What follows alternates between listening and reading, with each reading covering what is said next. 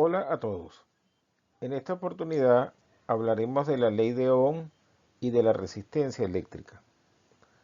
Un circuito eléctrico básico consta de una fuente de voltaje, un elemento resistivo y un conductor por el que fluyen las cargas eléctricas. La energía de la fuente por unidad de carga se denomina el voltaje. La cantidad de carga por unidad de tiempo que circula por el circuito se denomina la corriente eléctrica I. Y el elemento resistivo se caracteriza por tener una resistencia al paso de la corriente que se denota con la letra R. La ley de Ohm establece la relación entre estas tres variables: el voltaje, la resistencia y la corriente. La relación es muy simple. El voltaje V es igual al producto de la corriente por la resistencia.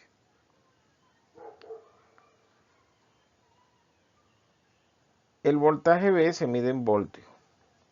Una fuente de voltaje puede ser una pila o batería. Una pila AA tiene un voltaje de 1,5 voltios. Una batería de automóvil tiene un voltaje de 12 voltios. La corriente. La corriente se mide en amperios. Es la cantidad de carga que circula por unidad de tiempo, es decir, el número de coulomb por segundo, porque la carga eléctrica se mide en coulomb. Se considera que una corriente de 1 amperio es una corriente bastante alta. En el motor de arranque de un vehículo, la corriente que circula en el momento que se activa el motor eléctrico de arranque puede ser hasta de 60 amperios. Sin embargo, en un circuito electrónico, las corrientes suelen ser mucho más pequeñas y se miden en miliamperios, es decir, la milésima parte de 1 amperio. La resistencia R se denomina resistencia porque se trata de elementos que se resisten al paso de la corriente eléctrica. La razón es que se producen colisiones. Por ejemplo, un bombillo es un bombillo incandescente, es un elemento resistivo. Cuando la corriente pasa por la estructura cristalina del filamento, se produce un sinnúmero de colisiones. Esas colisiones son las que hacen justamente vibrar a la red cristalina, produciendo, digamos, energía térmica, calentando la resistencia y por lo tanto emitiendo luz y calor. Pero la medida de la resistencia debido a esas colisiones al paso de la corriente se denomina la resistencia eléctrica R y se mide en ohmios.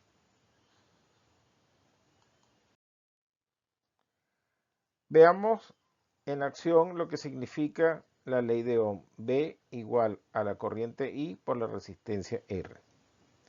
En este momento mostramos acá un circuito que tiene una fuente que consta de una pila de 1,5 voltios.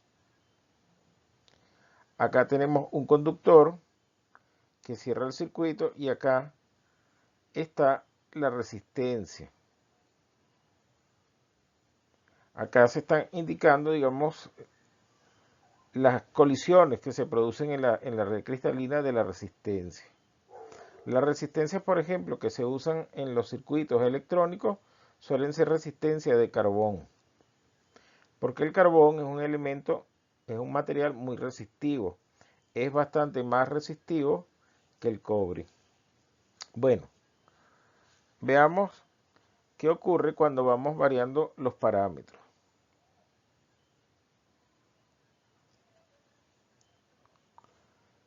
Comencemos por variar la resistencia eléctrica. Si la resistencia eléctrica va en aumento, entonces la corriente disminuye. ¿Por qué? Porque se está manteniendo fijo el voltaje. Es decir, si aumento R, tiene que disminuir I, porque el producto I por R debe mantenerse constante. Eso es lo que indica justamente la ley de Ohm.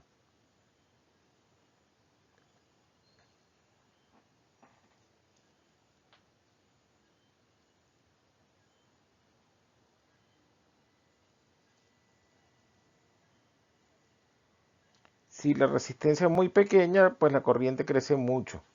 Cuando la resistencia tiende a cero, entonces la corriente es muy grande. Entonces digamos que el conductor que lleva la corriente se sobrecalienta y se puede fundir y se produce un cortocircuito, es decir, se corta el circuito. Ahora vamos a aumentar el voltaje. Una forma puede ser colocando dos baterías o dos pilas, una a continuación de la otra. En este caso tenemos exactamente 3 voltios. Si se aumenta el voltaje, entonces aumenta proporcionalmente la corriente. Si se triplica el voltaje, por ejemplo, se triplica la corriente. Si se cuadriplica el voltaje, se cuadriplica la corriente.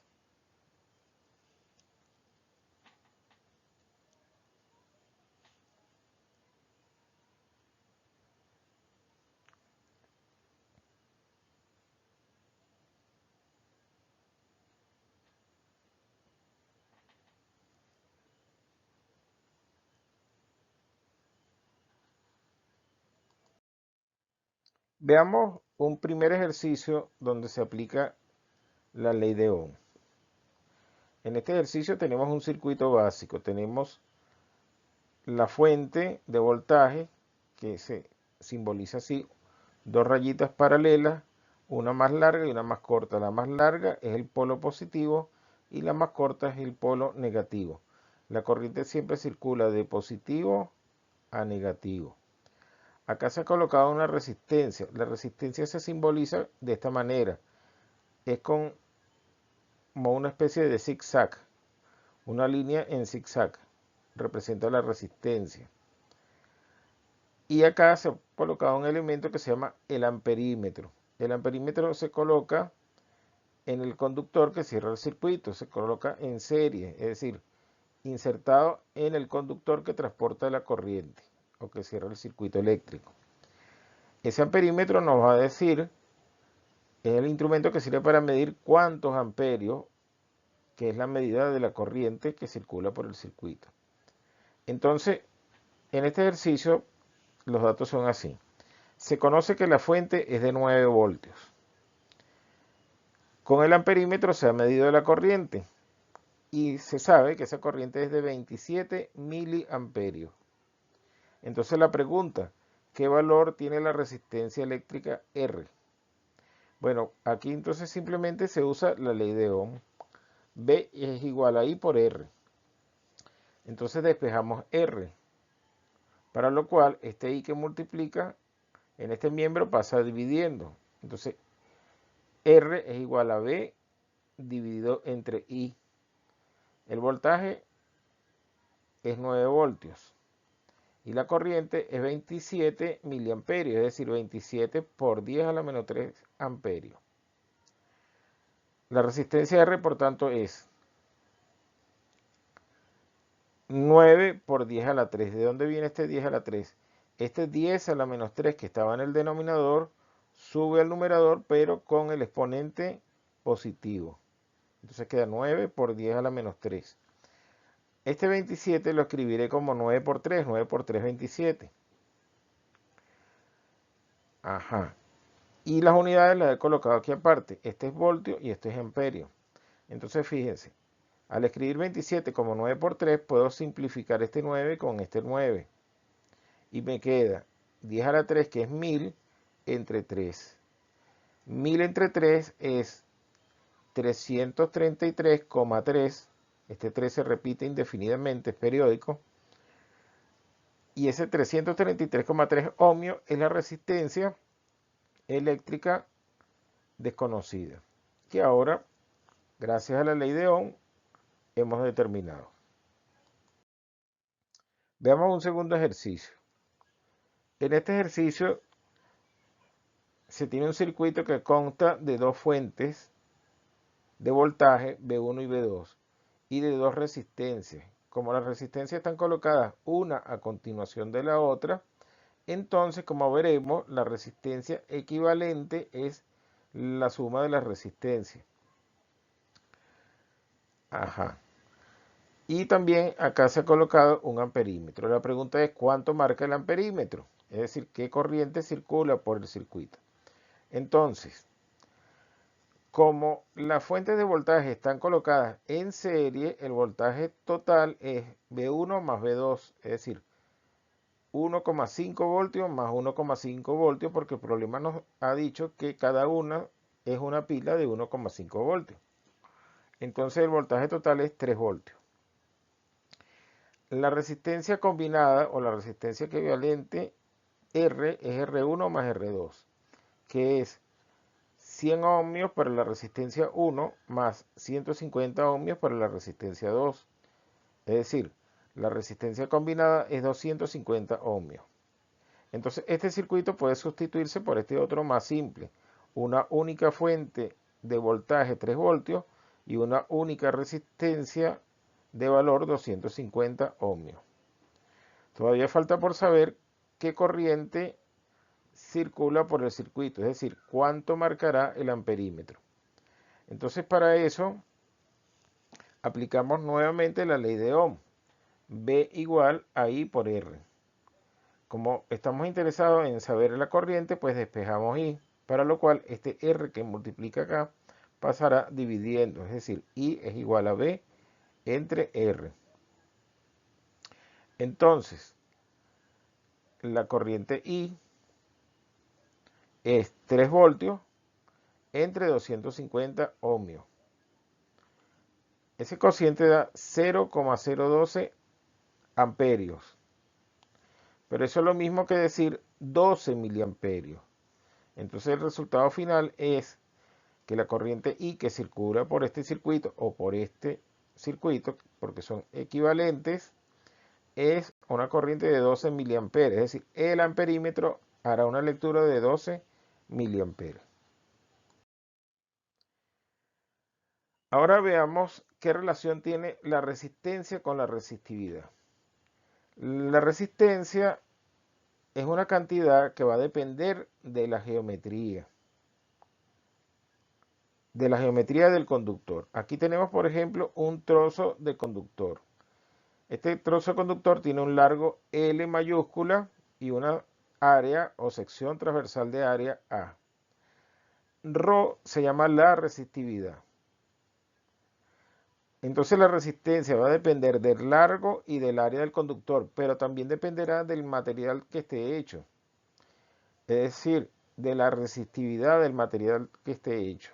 Hay materiales menos resistivos y hay materiales más resistivos. Los que son mejores conductores tienen resistividad más pequeña. Los que son peores conductores tienen resistividad más alta. Veamos qué ocurre cuando vamos cambiando los parámetros de esta relación.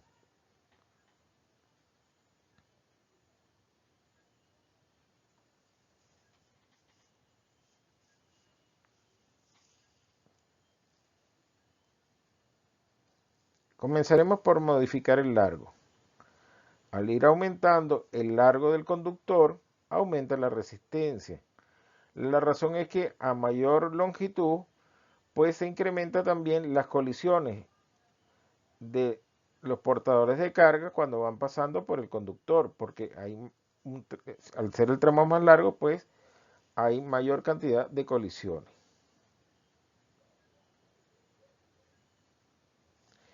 Por el contrario, si se aumenta el área, la resistencia disminuye. Es decir, la resistencia eléctrica es inversamente proporcional a la sección transversal de área.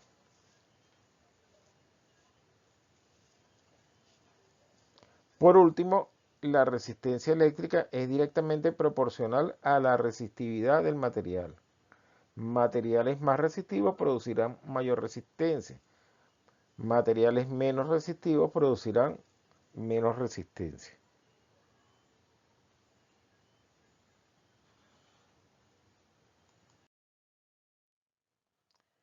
Veamos un tercer ejercicio. En este ejercicio se nos pide lo siguiente.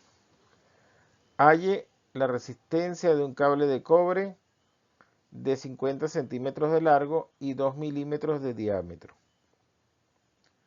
Se sabe que la resistividad del cobre vale 1,71 por 10 a la menos 8 ohmio por metro.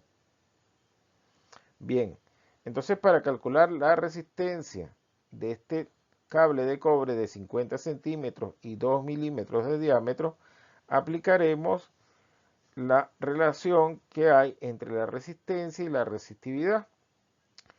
La resistencia es la resistividad por el largo del conductor dividido entre la sección transversal de área.